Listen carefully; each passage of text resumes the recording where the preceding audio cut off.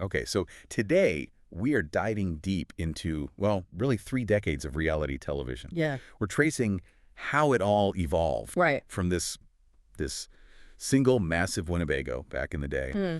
to what's become, honestly, the most grueling, longest running, and maybe most strategically complex reality competition show ever. It's quite a journey, definitely worth unpacking. We're talking about the 30th anniversary of Road Rules, Yeah. which premiered, way back in 1995, kind of a cultural void then in Yeah. some ways. And of course, its huge offspring, The Challenge. And we've got some great sources for you. We looked through a whole stack of retrospective interviews with some real pioneers, the OGs, you could say. Definitely. Mark Long, Rachel Robinson, Shane Landrum, Susie Meister. The real deal.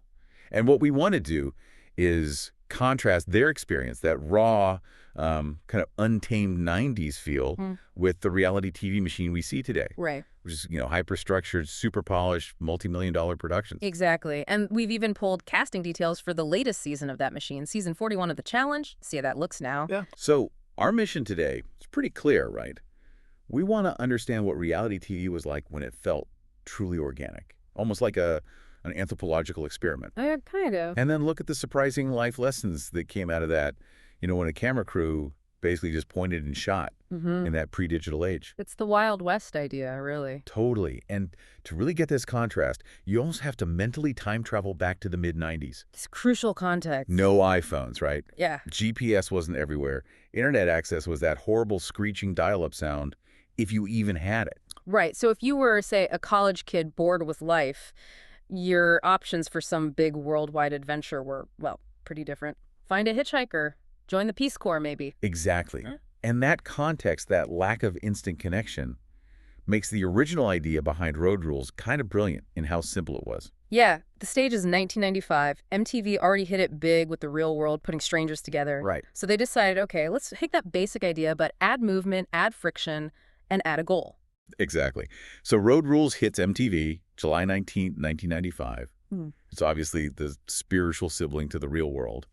But it brings in this key new thing, constant competition. They took, 5 or 6 young adults, usually 18 to 24, and literally crammed them into this huge traveling RV, that iconic Winnebago. Right. But the trip itself wasn't really the prize. It was how you got the prize. Yeah, the cast had to compete in these weekly missions, to earn money or points towards this ultimate grand prize. And fans of the modern show know it's usually a massive cash prize now, like $500,000 or something. But back then, it was often more experiential or kind of whimsical. Yeah, the handsome reward. That's what they called it. That's right. Sometimes it was a trip, maybe a car. Sometimes just enough cash to party hard. But the focus was really on the mission itself, not, some 7-figure check waiting at the end. And that framework mission first, prize second, that really defined the show early on. Which brings us back to Mark Long, original season 1 guy. He called this era the Wild West of reality TV. I love that description. It really nails that early MTV approach, doesn't it? It felt like they were figuring it out as they went along. Live action R&D for the whole genre. He emphasized that because nobody, not the cast, not the crew, had a playbook. There was no set format yet. So the whole thing felt completely organic and only lightly produced. And that lack of structure, it allowed for this kind of purity. That feels totally alien compared to reality shows now. A lot of that innocence came down to technology, or really the lack of it. Mark Long pointed this out specifically. No cell phones. Right. They had to use actual physical maps to navigate that giant Winnebago. Imagine. And crucially, zero social media pressure. Absolutely none. They weren't thinking about future endorsements or trying to get Instagram likes or followers. Which, let's be real, drives so much of reality TV motivation today. Yeah, their main audience was literally the other people stuck in the RV with them. And that focus, it led to this incredible authenticity. Susie Meister, her season was Road Rules, Down Under in '98. She praised the show because it felt so much more authentic than what's out there now, like a real documentary, she said, even though obviously it was heavily edited. Yeah. But she stressed that back then, producers just didn't step in. They didn't force fake fights or make them do things that felt unnatural. They just let the situation create the content. Okay, but contrast that hands-off approach with the actual reality of living in an RV 24/7 for months. It sounds like a nightmare. Oh, yeah, which actually forced them to break actual rules, not just TV rules. Right. Mark Long talked about this, basic human needs, right? The Winnebago showers and beds were apparently awful. Miserable, yeah. So they had to get creative. He openly admitted they would sneak into so many hotels just to get a real bed, some sleep, and critically, a decent shower. And the production's reaction to this is the amazing part. What did they do? Basically nothing. Mark said if they tried to sneak into a hotel, production told them, look, we're just a fly on the wall here. Wow. If you guys get caught, we are not stepping in. You'll have to deal with the police yourself. That's incredible. Yeah. Real-world consequences. You'd never see that today. The liability. Never. Production companies would absolutely freak out. Mark looked back and called them so young and stupid for doing it. But they did it anyway. They even jumped into public swimming pools with soap just to wash themselves sometimes because the RV shower situation was so bad. That level of, desperation combined with the freedom to risk getting arrested just for a shower, it's just unimaginable on a modern show set. It really highlights that the stakes felt real back then. They were genuinely on their own in a way that modern casts just aren't. So how did these people even end up on this crazy RV adventure? It sounds like the process itself was pretty experimental back then, too. Yeah, it wasn't like the streamlined casting calls we see now. It was still a bit chaotic. Everyone seemed to have a different story, sometimes a completely accidental path to getting cast. Okay, let's start with Mark Lawn, the accidental road ruler. He never actually applied for road rules specifically. Nope. He was already kind of in the MTV system. He'd almost gotten cast on The Real World twice, first for LA, then for San Francisco. So casting knew him. That's different from just sending in a tape like today. Right. So when MTV decided they wanted to spin off The Real World, they flew Mark out to LA to shoot the pilot for this new show, Road Rules. They filmed it on Catalina Island with 4 other people. Kit Hoover was one of them, right? Yeah, Kit Hoover, Carlos Jackson, Allison Jones, and Shelley Spotted Horse. That was the pilot cast. Okay, but here's the weird part.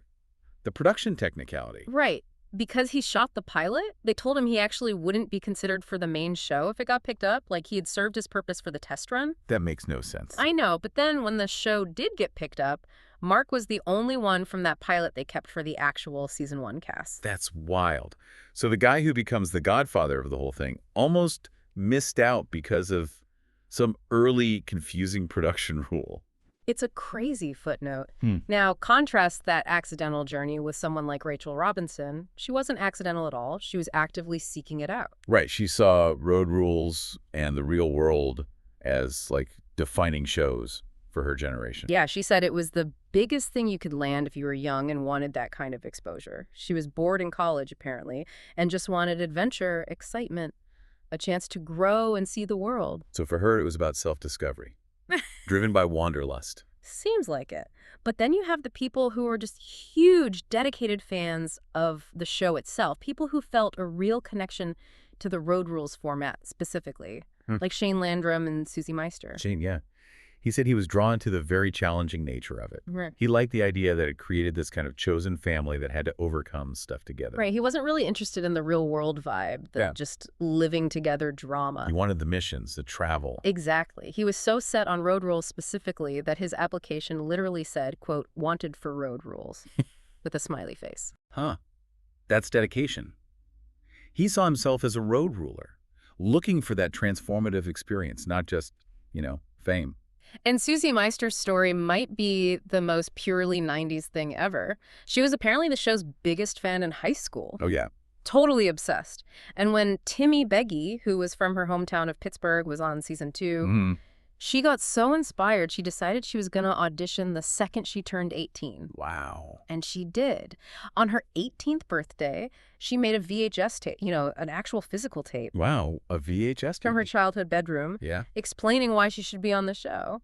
And she even admitted later that her secret hope was that if she got picked, maybe she'd get to meet Timmy, maybe even go on a date. That's amazing. That kind of pure non-financial ambition. It just screams innocence, doesn't it? It wasn't about the money. It was about the experience and maybe meeting your MTV crush. So whether they got there by accident or looking for adventure or just being huge fans, the experiences they shared on the road in that isolated pressure cooker clearly forged these incredibly strong bonds that have lasted decades. And a big part of that seems to be that the missions weren't just silly games. They were often genuinely dangerous, like real adrenaline, real scares. Oh, absolutely. Mark Long told this story about a skydiving challenge from season 1. Frankly, it sounds terrifying even now. What happened? He was jumping with Kit Hoover. He said his main parachute didn't open. Oh, my God. And then his reserve chute also malfunctioned. The little CO2 cartridge that inflates it didn't fire properly, a double failure. Wait, his reserve failed too? On a 1995 MTV show?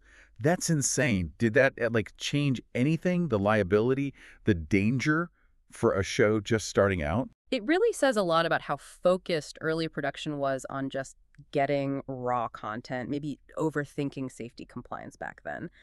Mark remembers jumping out of the plane after Kit, but landing on the ground before her because he was falling faster, desperately trying to fix the reserve chute midair. Wow. He called it a traumatic experience, obviously, but it was something he immediately shared with the whole cast the second he landed, that kind of intense, shared emotional event.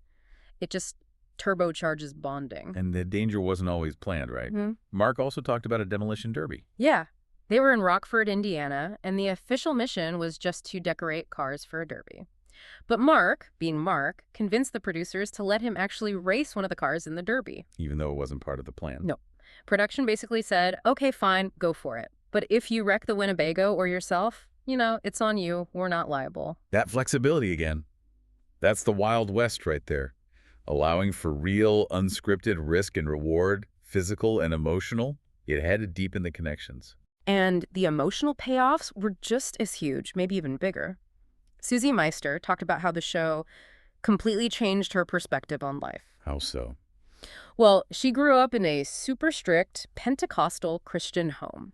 Very sheltered. Okay. And suddenly she's living 2047 with 5 other people from totally different backgrounds, ethnicities, belief systems. Right. Total culture shock. And she said it changed her forever. She realized pretty quickly she was cast as the token, virginal, Christian, naive girl next door. But instead of feeling isolated by that, the experience just opened her eyes. It educated her about different ways of life, different people. She said it fundamentally altered how she saw the world. Basically, the show accidentally achieved this goal of real cultural exchange for her. That's powerful. Rachel Robinson mentioned something similar too, about growth through failure and vulnerability. Yeah, she learned she wasn't always going to be the best at everything. She talked about failing to flip a car during a mission on her season. And that failure, she said, taught her this really crucial lesson in empathy. Sometimes you are the weak link, and you have to learn to rely on other people. These are deep lessons for a reality show. But maybe the most stunning example of emotional growth came from Shane Landrum. Right at the very end of his season, when the cameras were supposedly off. He was the last one left in the RV. Everyone else had said their goodbyes. The crew members apparently gathered around him for a final sort of private farewell. Okay. And his main cameraman, Bruce, this guy who'd filmed him through every breakdown, every vulnerable moment, gave him this deep hug and whispered in his ear, quote, "And you have finally learned to love and be loved by others." Wow. From the cameraman. Yeah. Shane said it just hit him like a ton of blanks, because it was true. He realized the whole intense, isolated experience had forced him to break down his walls, to let people see his deepest fears and insecurities. That's incredible. An unscripted, intimate moment. The cameraman breaking the fourth wall. Right. That feels like something you could only get back then. Exactly. It probably wouldn't even make the edit today, or it'd be some sponsored moment.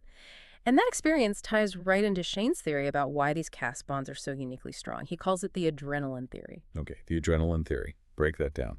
His argument is that the bond is different, maybe even stronger than some friendships you make outside the show, because you have this specific mix. Weeks or months of intense, isolated downtime. Right, back in the RV. Combined with these shared adrenaline-inducing mission experiences, the highs and lows are extreme and shared. So why is that combination so potent? What makes it work? It's the constraints, right? You're cut off from the outside world, no phones, no internet really.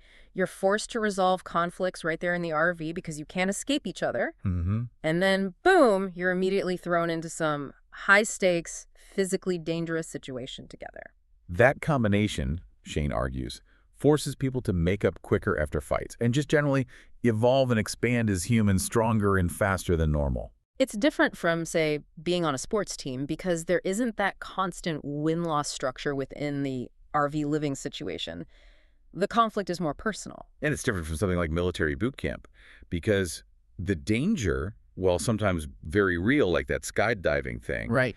isn't constant warfare. It's this artificially created intensity that just seems to fast-track friendships. Mark Long put it really simply with the family analogy. Being stuck in a Winnebago 24/7 for months just creates this inescapable family dynamic. You've got the sister who drives you crazy, the brother you didn't ask for. But they become your people. Exactly. And these bonds aren't just talk, they're real. Rachel confirms she's still incredibly close with her original castmates, especially Shane and Daryl. Plus other Road Rules folks like Tina, Veronica, Mark, Derek. She said they just pick up right where they left off no matter how much time passes. And Mark Long's connection with Kit Hoover, that started right away. Yeah, like within the first 3 days of shooting the pilot, even before the main show, he said it became this quick, wholesome bond, a real showmance. Ah. He admitted he cried when she left his parents' house in Florida after they finished filming. Called it his first true experience with being with someone that long. And they still talk. Constantly. 30 years later, they still talk and text all the time. Okay, so it's really important to connect the dots here. This era, the emotional honesty, the isolation, the shared danger, this was the exact environment that created one of TV's biggest, most lasting franchises. Absolutely. The evolution was pretty organic. MTV saw they had lightning in a bottle with both shows. So the challenge was originally thought up as Road Rules, All-Stars. Right. Bring the best, most memorable, most competitive people from both the real world and Road Rules together and make them compete against each other. And that first special basically kicked off what's now the longest-running reality competition show in TV history. Right. We're talking over 40 seasons now. The scale is just huge. And Mark Long, who calls himself the godfather of the challenge, He does. he rightly points out that the challenge is a direct derivative of Road Rules. That mission-based competition is the absolute heart of it. And that format, pioneered by those kids in the RV, it didn't just create a hit show. It launched actual careers, big ones. Yeah, like comedian Theo Von started there. Kit Hoover ended up anchoring Access Hollywood. David Gentoli starred in the show Grimm. It became a legitimate launchpad. Long also made a really interesting point about how Road Rules influenced the whole reality genre structurally. How so? He argued that other big competition shows that came later, like Fear Factor, or even a really polished show like The Amazing Race, they borrowed fundamental ideas from the Road Rules playbook. That reliance on physical and psychological challenges to drive the story forward. So the format was revolutionary. But how it's done today, that's a whole different story compared to 1995. It's completely different. Let's really dig into that contrast now, the organic past versus the modern reality machine. The sources make it super clear the culture shift has been massive, and it's mostly driven by, well, liability structure and constant monitoring. Mark Long gave the perfect example of this, right? That stark difference. Yeah. In 1995, he and Kit could literally just take the Winnebago on an off day, drive off somewhere, and production would have no idea where they were. They were truly on their own. Okay, now compare that to a modern challenge set. Yeah. Which is usually some huge controlled compound, not an RV. Right. Today, if a cast member even steps outside the designated house boundaries, you hear production yelling, "Get back in!" Security is everywhere. Monitoring is constant. It's a lockdown. Pretty much. Modern shows are deliberately polished and structured. Production definitely learned some hard lessons from those early wild and crazy days, especially around safety and legal risks. Right, like alcohol. Strictly monitored now, rationed even. A huge contrast to the cast sneaking booze into hotels back in the day. They even asked to see contestants' wardrobes ahead of time now. Wardrobes, why? Branding, probably. Making sure logos are cleared, maybe censoring things. It's just a completely hyper-controlled environment from top to bottom. And you need that intense monitoring for the kind of complex, high-stakes game. The challenge is now. But the evolution isn't all bad, is it? There's more support now, too. That's a key point. Recognizing the immense psychological pressure these cast members are under, especially with social media analyzing their every move instantly, the current MTV production offers something really important. Mental health support. Exactly. They now offer cast members access to a mental health coach they can call after filming is over. That feels necessary. It acknowledges how incredibly hard it is to put yourself out there like that in that intense competitive fishbowl and then deal with the online fallout. They need professional help navigating that transition back to real life, especially under the constant glare of public opinion. So, to really see this polished, structured machine in action today, let's look at the upcoming season. Season 41, it's called Vets and New Threats. And the casting alone tells you a lot about where the show is now. Yeah, we know it was filmed down in Chile. TJ Levan is back as host, of course. Wouldn't be the same without him. Right. And it premieres July 30, 2025. The theme sounds really strategic. The thinking is it's similar structurally to a past season, Double Agents. Okay, how'd that work? It basically forces these two distinct groups, the established veterans and the incoming new threats, to work together initially. But the game is built so that eventually, inevitably, they're forced to turn on each other. High drama potential. And the veteran side this season? Wow. It is absolutely stacked with legends. Which you kind of need, right, to keep the show feeling like a legit competitive sport. Totally. You've got the icons returning, the people who define the different ways to win this game. Like Johnny Bananas Devenancio. Yeah. The ultimate political player, the show's most famous face. What's his record now? 7 wins across something like 25 seasons. It's insane. Then you have C.T. Tamburello, the physical beast who went from hothead rookie to dominant champion. He's got 5 wins in about 22 seasons. The evolution of CT is a whole story in itself. Absolutely. And the depth continues. You've got Derek Kaczynski, the Diesel, 3-time champ known for punching way above his weight class for, 16 seasons? And strong female champions returning too, like Cara Maria Cerbello and Ashley Millionaire Mitchell, both 2-time winners, both completely fearless strategically. But it's not just the champions, right? The experienced vets who haven't won but keep coming back are just as important. Crucial. You need people like Anissa Ferreira. She's been on maybe 20 seasons, made 4 finals. She's like the social glue sometimes, and a challenge workhorse. Right. And Leroy Garrett. 6-time finalist over 15 seasons, often seen as the super loyal partner, maybe to a fault sometime. And Manny Gonzalez. 4-time finalists across 14 seasons. These vets are essential. They bring the institutional knowledge. They know the elimination formats. They know TJ's quirks. They understand the shifting alliances, the whole metagame. Okay, so that's the established power. Now, the new threat side. This is where you really see the culture shift in casting. The show isn't just pulling from MTV anymore. Not at all. It's casting a massive global net now, pulling from reality shows all over the world and seemingly looking for very specific skills. It feels like they're deliberately trying to bring in high-level athletes and performers. Definitely. You see rookies coming from other intense competition shows like The Amazing Race. Jeremy Heichel is on this season. And Canada's Ultimate Challenge, Ayalika Sodad.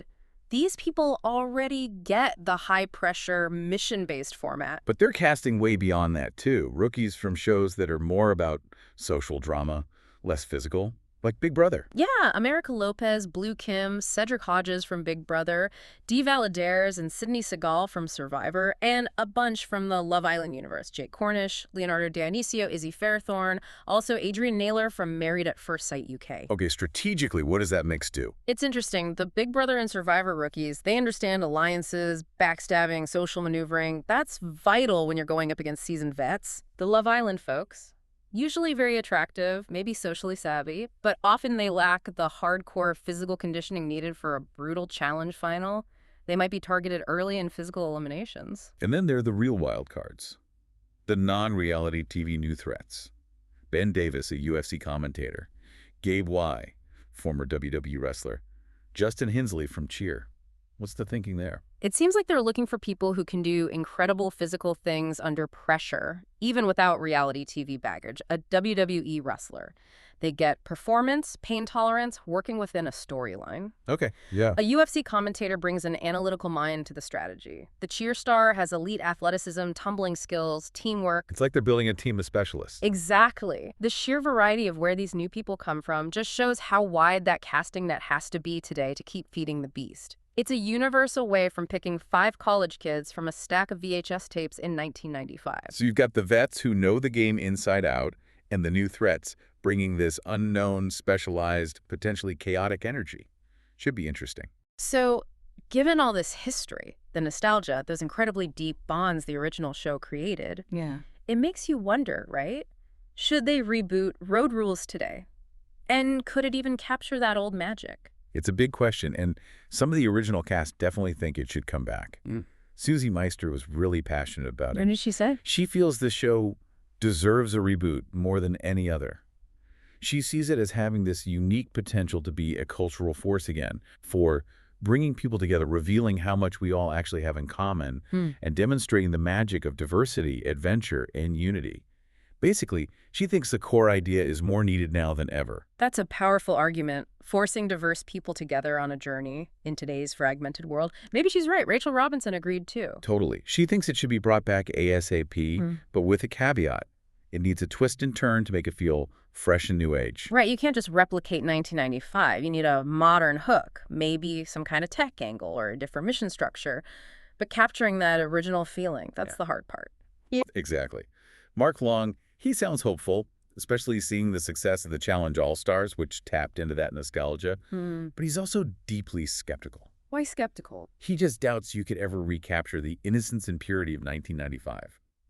Mainly because every single person auditioning today knows it's a path to potential fame, endorsements, influencer status. The calculation is different from the start. That feels true. And that leads right into the core problem Shane Landrum identified. Modern viewing habits just demand a totally different kind of show now. Right. He argued that a successful Road Rules reboot today would need a complete and total redirection in how it's produced. You'd have to lean into the modern world, not try to recreate the old isolation. Meaning what, exactly? It would have to be completely social media ready. Yeah. He mentioned reels, constant 247 cameras, and critically, allowing the cast to talk directly to the audience in real time, as he put it. Production would need to react to online buzz instantly. Okay, but doesn't that destroy the very thing that made the original special? That's Shane's somewhat sad conclusion. He said the isolation aspect of the show, which helps the cast bond, would be completely gone, lost in this 2047 churn of entertainment consumption. Yeah, that private moment he had with his cameraman, Bruce.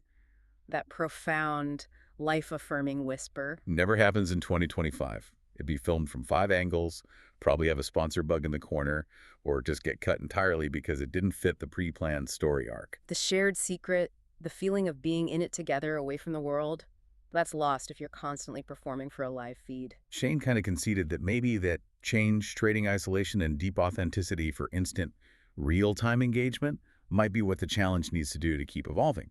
But it perfectly highlights what made the original Road Rules so unique. That time and space just to be vulnerable without an audience judging your every breath. Hashtag tag outro. So it's really been this incredible journey, hasn't it? From this innocent kind of low-tech experiment in reality TV, defined by genuine personal growth, shared fear, real adrenaline. Right. To this absolute global dynasty of reality competition. A show that now needs incredibly complex strategic casting, constant social media buzz, and this deep bench of battle-hardened veterans just to keep its edge and survive its own massive success. The contrast is just startling when you lay it out like that.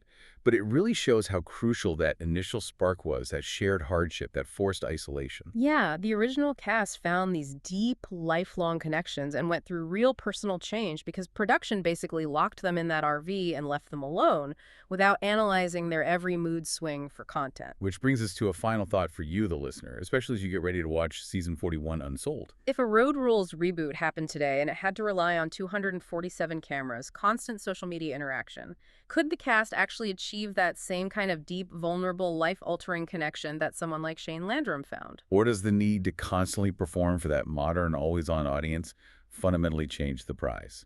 Does it corrupt that handsome reward of real personal growth? Yeah, does it force you to trade authentic internal change for just, external real-time engagement? What actually gets lost when you swap the raw purity of the Wild West for the polished gleam of the modern reality machine? Something to definitely think about as you watch these new threats try to make their mark against the vets.